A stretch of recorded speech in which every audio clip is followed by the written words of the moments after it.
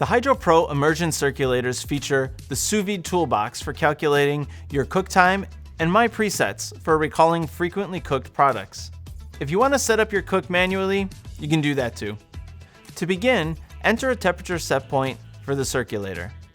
In manual mode, you can set up to 3 timers for use when staggering cooks or cooking multiple products in the same bath. Swipe left and right to toggle between alarms. The HydroPro Plus allows you to set a probe alarm with holding time for either pasteurization or tenderness. This is useful when delta cooking and the bath is set higher than your desired core temperature. The flow speed is adjustable with 3 settings.